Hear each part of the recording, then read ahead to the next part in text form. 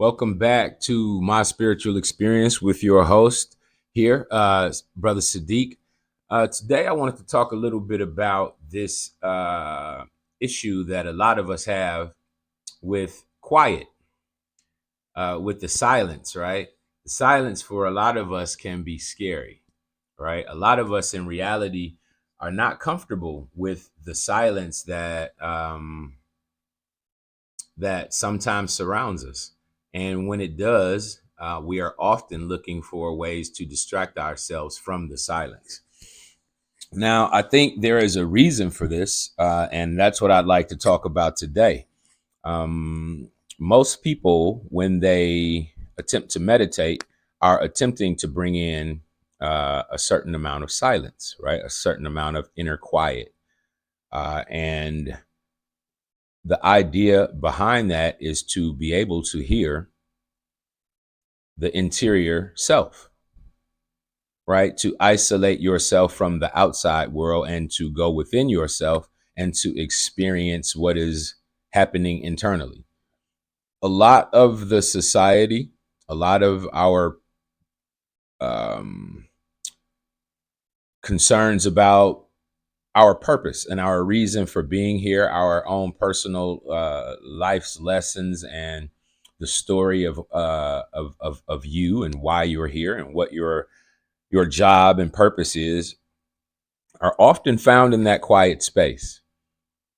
Um, some of us, even in the shower, when these thoughts creep into our mind, we avoid them. Now, I'm saying these things because these are the experiences that I've spoke of with other people, and it's something that I think most of us can acknowledge as a truth. So the reason I'm talking about it is because I want us to take that time and to seek the quiet, to seek to quiet down your mind, your environment, to quiet your phone, to quiet all of these outside distractions, because that is where you begin to sort out and organize those things of import and priority to your spiritual development, to your real reason for being here. Most of us are so trapped in the day-to-day rigmarole of our duties and responsibilities to life, to the matrix, to those things that are part of, the everyday: go to work, pay the bills, take care of the kids, buy the groceries, etc. And we rarely even take the idea or the time to think, why am I here? What is my purpose? Why am I alive? Right? I am definitely a unique soul. I am not everyone else. I have a individual purpose. And so how many of us actually take the time to ponder these things, right? It's almost a fearful thing to be in quiet, to be in silence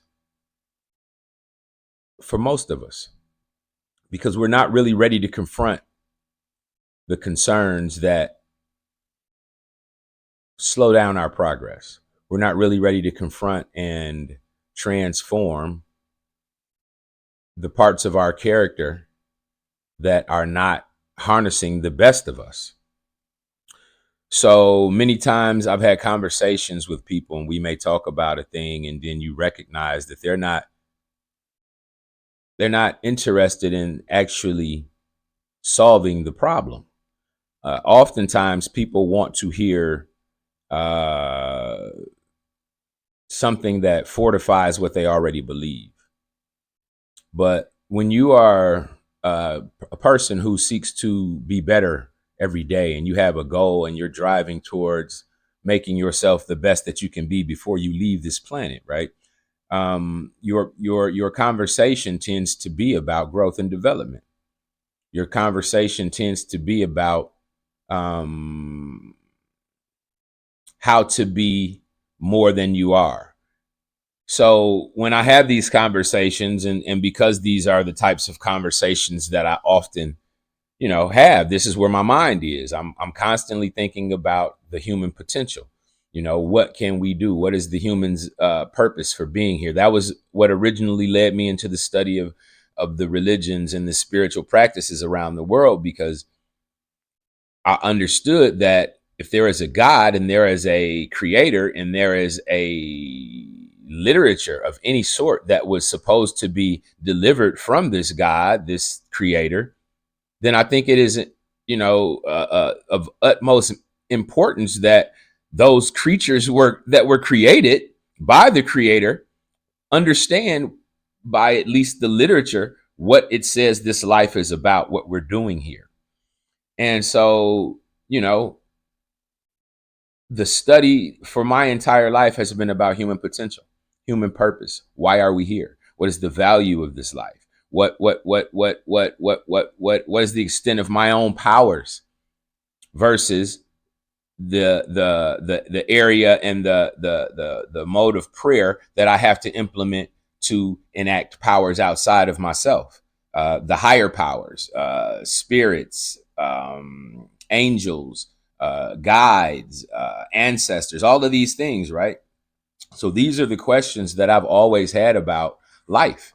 And so, these are my hobbies. This is what I am excited by, the things that are related to understanding spirituality and its relation to science, which is about quantum physics and quantum mechanics and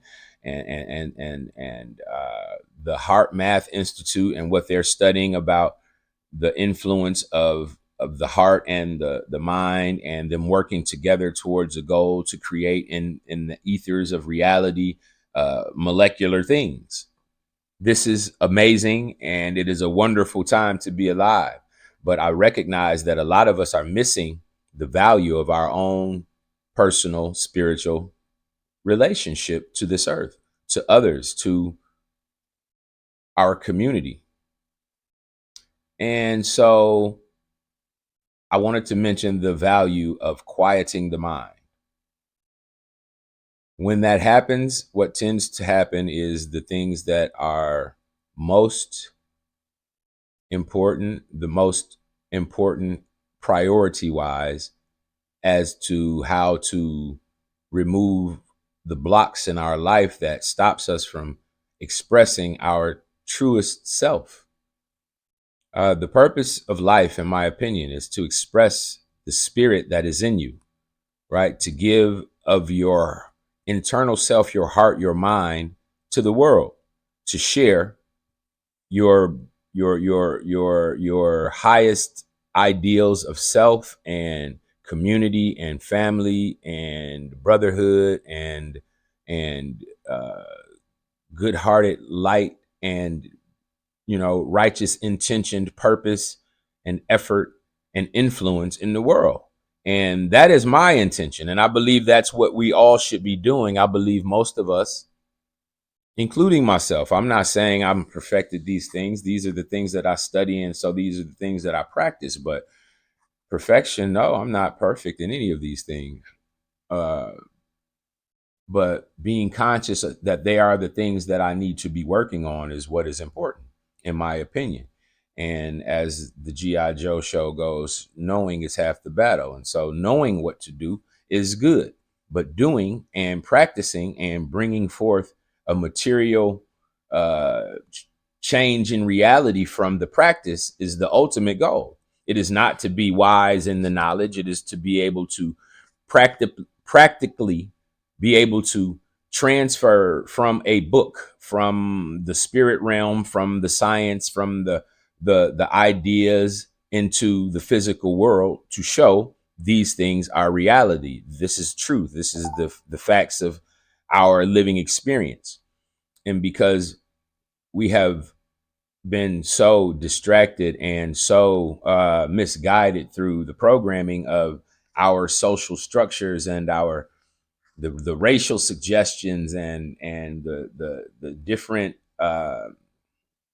social dynamics that cause us to see ourselves in limited ways, that cause us to see ourselves in a smaller way, in a sometimes even negative way.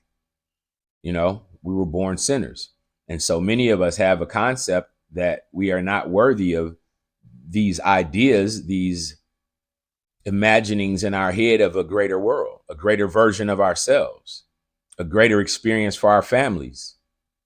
you know so uh, the beginning stages of how you can start to discern what it is you need to place attention on and energy in is to begin to quiet your mind, to quiet your environment, to be able to hear and listen and introspect on yourself, to take stock of where you are, from where you've come, where you've came from to get where you are, with a goal of where you want to be. And so that's like placing yourself on a map, understanding how to go somewhere from where you've already come from. If you have not a good understanding of how you got to where you are from where you came, it's hard to discern where you should go. So, the necessity to quiet your mind, take stock of your life, look at your history, your decisions, how you got to where you are, why you are there. What is the value? What is the lesson? Is there a lesson? Are you missing the lesson? Are you gaining the lesson? Are you mastering the lesson? All pain, all things that we see, that we experience, that we may see and say and believe as negative, ultimately are due to our perspective of what is happening to us, or how we perceive what is happening to us. Generally speaking, on the long range perspective, as they say, hindsight is 2020. We can look back on many of our hardships and recognize they were lessons that gained strength in character in some way or another, if we handled them correctly. Uh, if we did not, we will probably experience another cycle in the same rhythm of lesson, though it may not be the exact same scenario. The theme behind it will be reminiscent of something you've already experienced that you did not overcome. And so the quieting of the mind, the redirecting of your attention, the elimination of the distractions, the sitting with self is a necessity in gaining focus, clarity, understanding, and understanding where you are, where you want to go, and where from you came. So just wanted to share a quick thought on that. Oftentimes, like I said, we distract ourselves. And if we continue to distract ourselves, then there is no excuse for why we did not win. When we recognize that the matrix in itself, the place in which we live, the social structure of this realm that we live in, is near designed to keep you distracted. The lesson for the one who seeks wisdom, the one who seeks the deeper aspects of their self, the one who seeks the spiritual aspects of life, must train, discipline himself to eliminate the distractions, whether they be, people, whether they be games, whether they be television, whether they be, music. Things that are distracting are things that are not leading towards advancement or growth towards that which you would like to see come about for your life. So if you want to become a teacher, then you need to be focused on things in relation to the teaching, in relation to the socialization to the children or the age group that you want to be involved in. If you want to be a chef, then you should be watching shows that are related to cooking and the things that you want to cook, and learning techniques and practicing even before class or after class. And so in between these times, like we go to work, we get off, and generally we'll sit down and entertain ourselves, watch something, play the game, whatever we may do. Point being, in that time is where you're supposed to be working on yourself, working on developing these things that you see for yourself outside of what the matrix has created. Ultimately, working in the matrix, these jobs that we have, if they're not about something that is helping to develop your own spiritual gifts and self, then what you're doing is feeding and growing someone else's vision and version of life for this world. They make a business, you come and employ it, and they pay you. They are free to live life in a different kind of way because they don't have to work. They have employees. And so you have to have a vision that frees you from your time being locked to that type of life. And so I think the beginnings of finding your ultimate purpose, your ultimate power, your ultimate reasoning for being here starts with quieting the mind, removing the distractions, and sorting through the history of our life and the things that we have not brought clarity to. We can't keep pushing them to the side. We can't keep pushing them out of the way. We can't keep acting like they aren't there, expecting them to go away.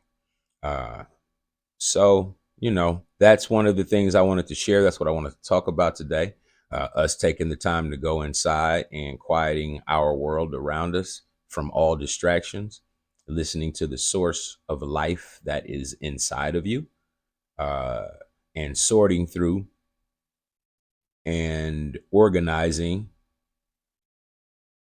by priority your life and the obstacles and challenges that must be overcome for you to become your best self. So I hope that was helpful to someone. And if it was, please share it. And if it's something that you think you need to work on, leave a comment, drop a line, say how you've experienced these things, or how you interact, or how you overcome your own self-doubt, your own history of incompleted processes. That's what I'd like to say. So I love you all, and I hope to see you soon. Like I said, thumbs up, subscribe, and share these videos. This is your brother Sadiq. This is my spiritual experience, and I hope to share with you all. One love.